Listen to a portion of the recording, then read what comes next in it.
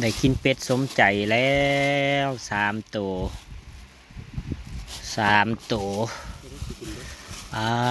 ได้สิกินเบิร์ดบัดนี้เบิ่งแหน่เลี้ยงส่งฮะก็จะเป็นเลี้ยงคักอลี3 ตัวเป็ดได้สิกินเบิร์ดไอ้แขกเพิ่นเอามาส่งวังกีนี่ซึ่งเจ้าเพิ่นเอามาส่งวังกีนี่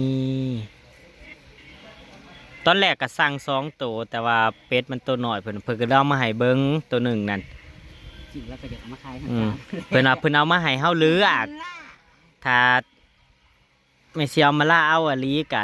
กะสิขายเพิ่นว่าจังเสียนนะคือว่าแหละเนาะเพิ่นก็ฮู้ถามมาบ้านหลังนี้มันเสียวมาน้อยๆมันก็บ่ได้หั่นนะระดับเจอมาล่าเนาะสวยและรวยมากเฮ้ยถ้าแม่นว่าเราเอามาหาโตนี่เฮาว่าได้ขายบ่จักเนาะสิถามเราอยู่แล้วคือมาน้อยแท้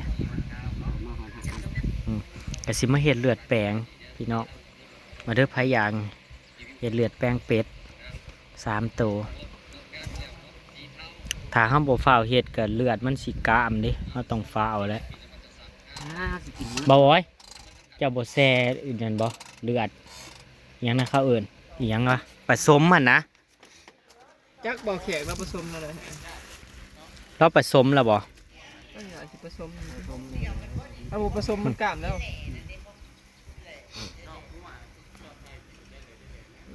เฮาก็มีแต่ล่อเท่โลดเนาะจังซี่วะมีแต่ซอยเนื้อเป็ดแล้วก็ล้วนเนื้อเป็ดแล้วก็เท่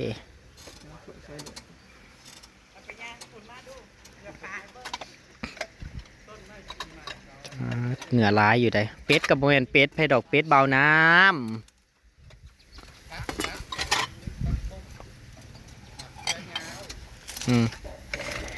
เลือดเจ้าผสมให้เลยนะน้องแจ๊กมักเครือเงากับเมเซียเวลามูพวกเมื่อมือแรงกับเจ้ากะให้มูให้พวกเมื่อคนละหาหน่วย10 หน่วย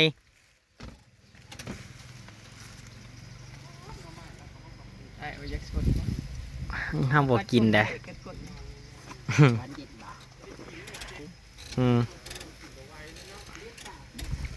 สะพานมิตรภาพไทยลาวเพิ่นก็เฮ็ดแล้วเลยได้บางคนไปลงเด้อไอ้แขกเจ้าบอกแล้วแน่ว่าหาไม่คนมาจอดรถเด้อเจ้าหน้าคนสิโดดลงสะพานไทยลาวนั่นแห่งที่เท่าไรตัวนี้นะ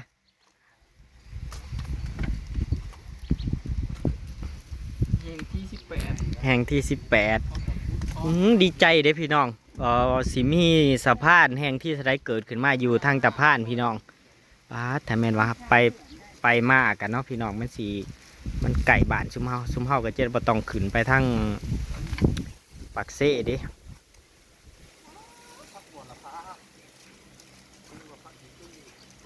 มาเด้อไผอยากไผหูก็ตามมาปุ่นคนเลี้ยงนอนอยู่ คนเลี้ยงนั่นอันนั้นคือคนเลี้ยงนั่นเด้เจ้าได้กินตะเว้นเจ้าก็ได้เมื่อบ้านแม่นบ่เจ้าก็ได้เมื่อตะเว้นมือนี่เพิ่นว่าเพิ่นสิเมื่อมือนี่แหละตอนแรกอันเด้เจ้าคือฮู้แล้วบอกว่าเราว่าสู่เจ้าพังบ่เรามีผู้สาวตำรวจอยู่สวรรค์โอ้พอลงทำก็มาอยู่อีกอันพี่นายแล้วก็เลี้ยงเบียร์พอลงทำ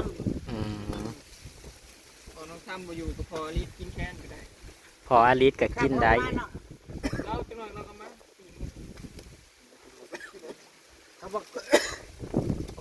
ไอ้แขกเจ้ากะฮู้อยู่เนาะว่าคือบ่เอามาสักหาตัวถามมาหาตัวเราซื้อเบิร์ดแล้วว่ะจะเอามาหน่อยโพดแม่น้องแค้นเพิ่นว่าเพราะว่าเอาไปรถบ้านที่มาล่าน่ะมันตัวน้อยฉะนั้นมันพอกินจะออกครับ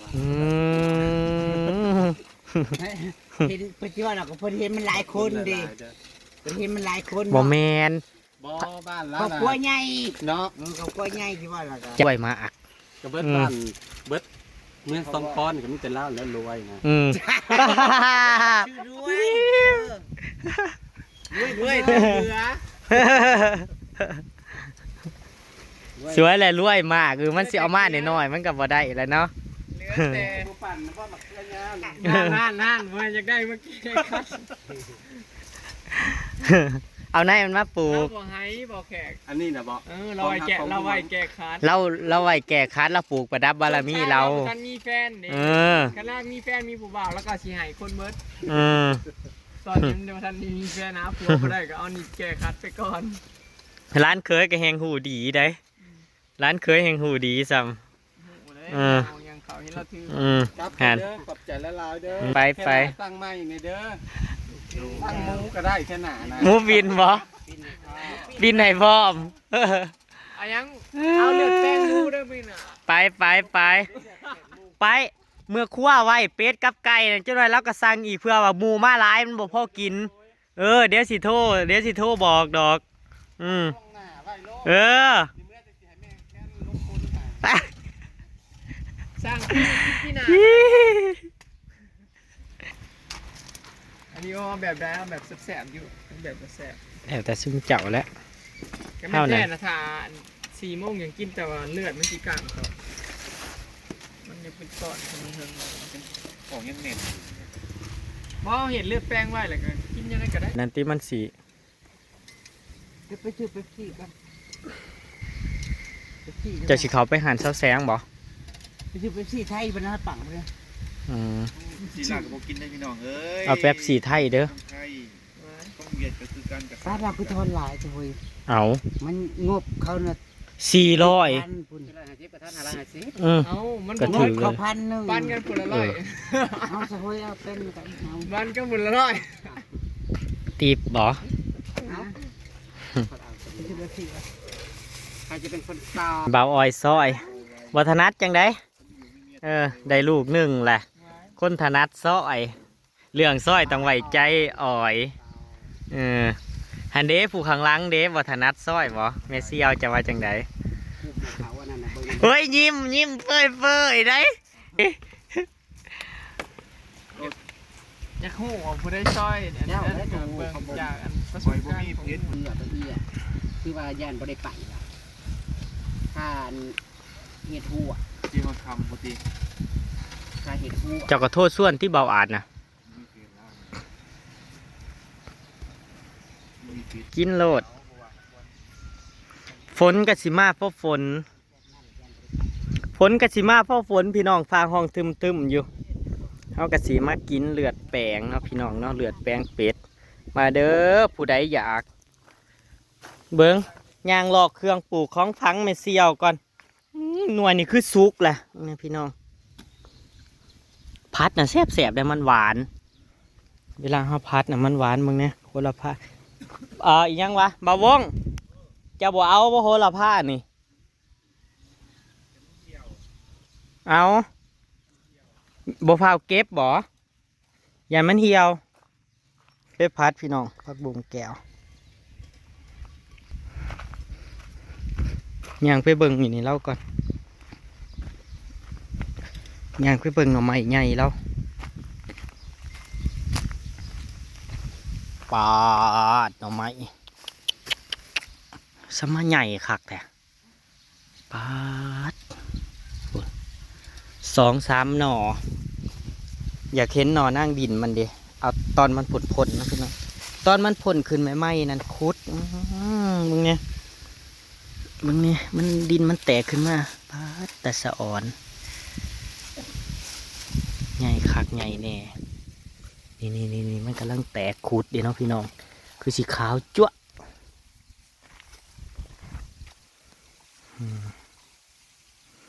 สะพานเพิ่นกันแล้วสะพานมิตรภาพนี่มิตรภาพระหว่างอลิสกับเมเซียวมาล่าบอยสะพานนี่สะพานเชื่อมกันกับบ้านเจ้าได้นี่ มิตรภาพระหว่างอลิสกับเมเซียวมาล่า พี่น้องเพิ่นใส่ไม้นี่ คักปัญญัง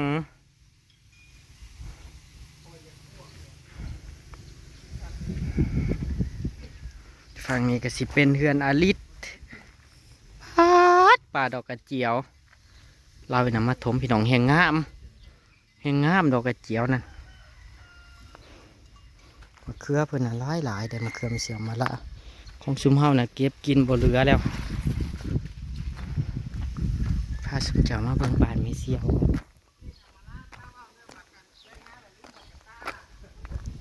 ฮันเดมาส่งเป็ดเขาแล้วก็ลืมกระตาเขาพาเว้าเรื่องมาเขาพาเว้าเรื่องมาเคลื่อนย่าวแล้วลืมกระตาคิดว่าเอาเป็ดมาส่งคิดว่าเพิ่นสั่งเพิ่มคิดว่าสั่งเป็ดเพิ่มมาลีกับเว้ากระตา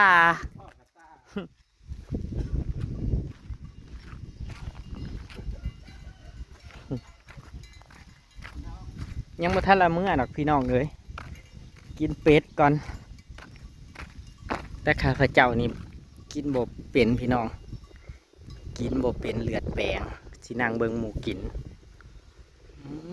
กันเราสาบแล้วก็เทพื้นแล้วพี่น้องเหลือแต่ติดกระจกตีฝ้าแล้วก็ปูกะโหลพี่น้องพอเห็ดแล้วก็ใหญ่เลยเห็ดตึงอันนี้คือห้องเจ้าหญิงอันนี้คือห้องเจ้าหญิงห้องน้ำ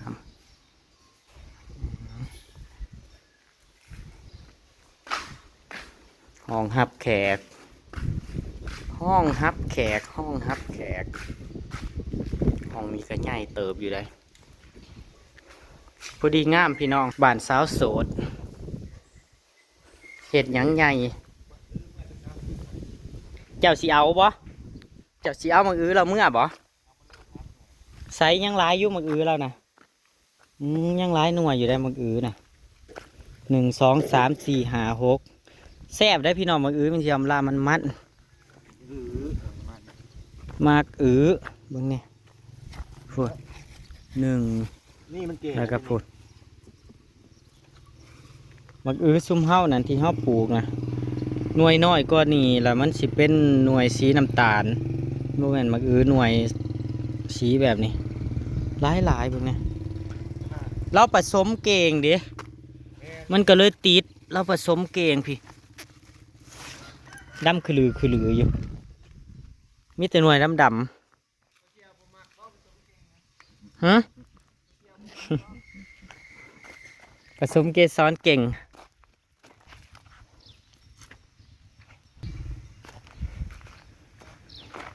แก่เบิดล่ะนี่แก่เบิดล่ะ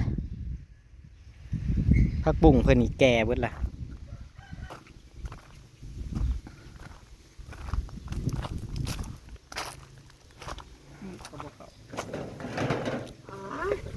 ปวดขี่ผสมโต๊ดในบาท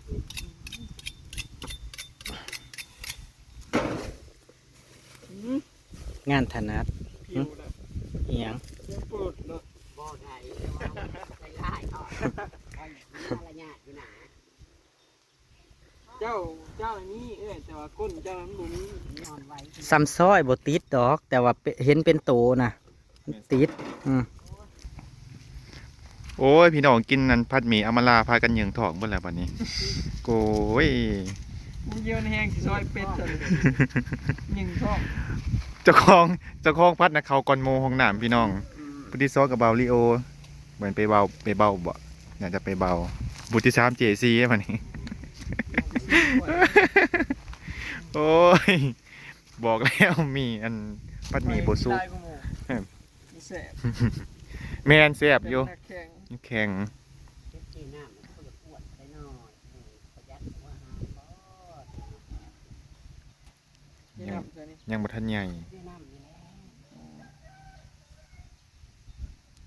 ร้อยลีได้ก็มีหก มื้อนี้เฮ็ดเมนูเลือดแปลง เจ้านั้น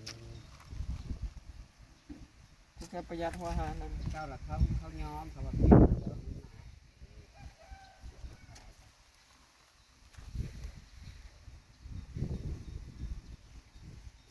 นี่ เลาะประตูไปจากคนเลาะ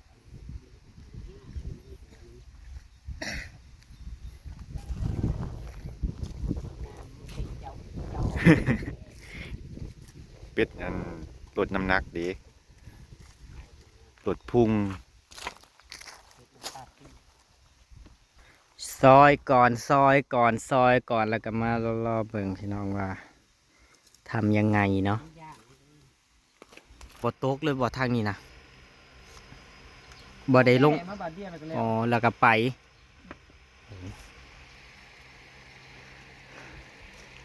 ตกแห้งยังบริซุ่ม งามเฮียน บ่แข็งแล้วสิว่าน้ำคนอื่นก็ไปขายต่อมัน ถ้าผู้ใดมีน่ะไปขายให้เรานั่นเอาตลอดเอาเบิดซุมเฮาก็ขายให้เรานั่นแหละเป็ดไก่มีเท่าใดเราก็เอาไอ้แขกนะเราก็ไปคั่วขายต่อ อืม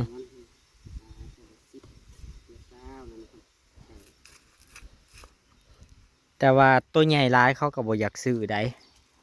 พวกเป็ดพวกไก่นะ ลูกบ้าน เก่ามาทานแล้ว กับ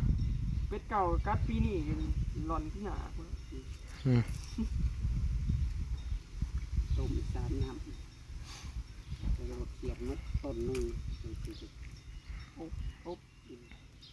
เป็ดเขาแล้วก็อบ บ่เข้าใจฝนบุญหยังก็เฮ็ดเบิดแหละเนาะ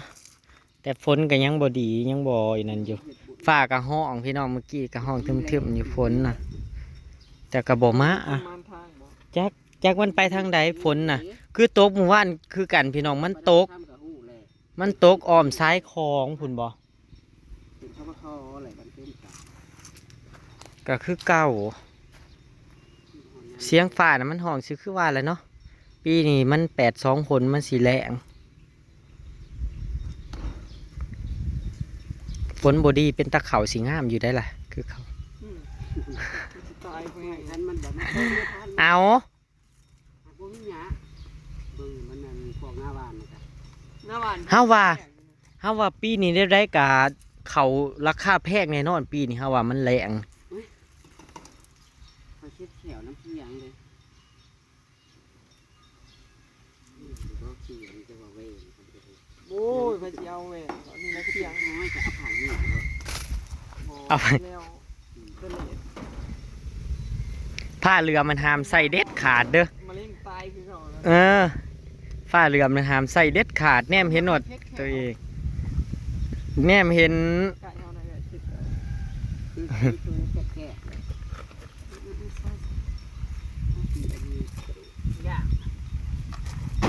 ซอยขนาดนี้ นางเรามัน มันบ่มีฮอต บ่อ้วนเป็ดมันจ่อยเฮาก็สิบ่ได้ต้มเด้เฮาสิย่างเอาพวกกระดูกมันเฮาสิย่างเอา ต้มแล้วก็เลือ มีเสียมาล่าซอยไปซอยมาสิบ่ตื่นเงาตัวเองบ่เฮ้ยซอยไปซอยมาซอยน้ำแลบลีนน้ำเพิ่นสิตื่นเงาตัวเองเอ้า น้ำเป๊ปซี่สะอาดสะอาด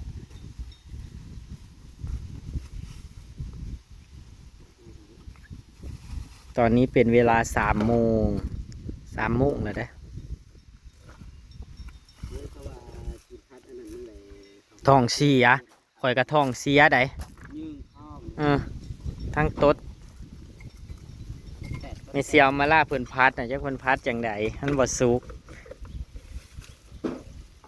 เอาคืนอยู่เขา แน่นอยู่ได้นี่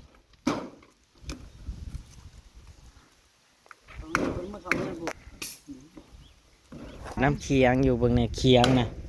ซอยแต่ละตอนก็ขึ้นมาน้ำไอ้นั้น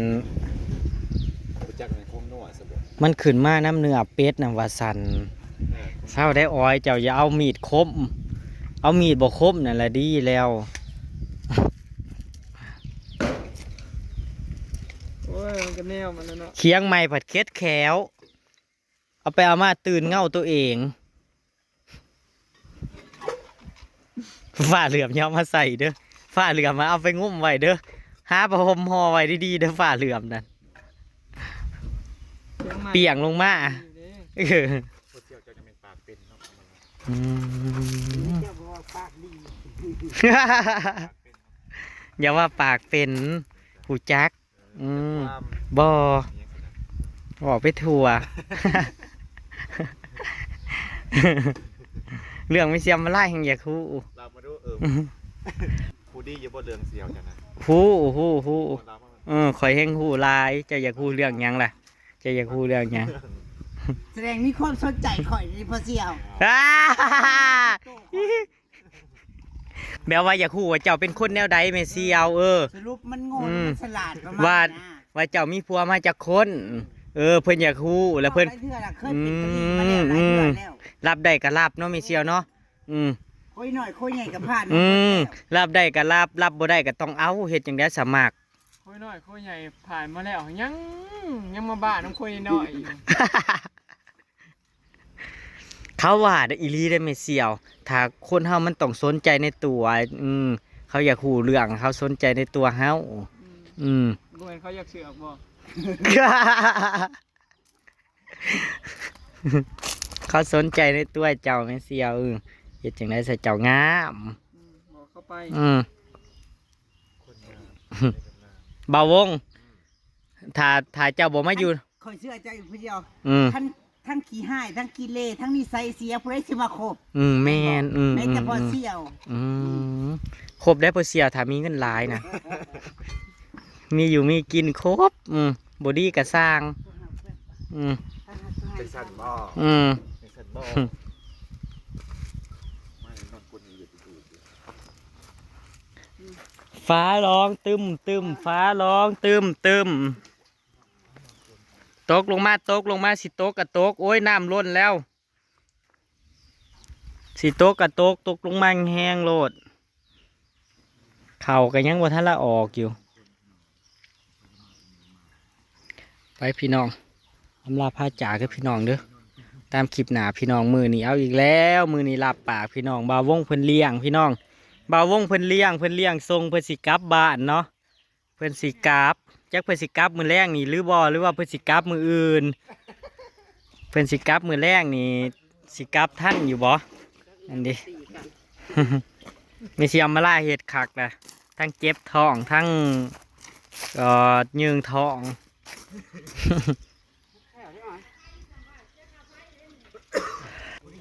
ขอบบุญขอบคุณเด้อพี่น้องเขามารับส้มคุณกำลังใจพี่น้องไปแล้วพี่น้องตามคลิปหน้าพี่น้องฝากดูโฆษณาเด้อพี่น้องเด้อสวัสดี เคียงไวไปเนี่ยจ้ะ นานๆไปมันสิเป็นหยังโรคมะเร็งบ่อ้อย ตัวนี้เนี่ยเป็นโรคมะเร็งไอ้โรคเขียว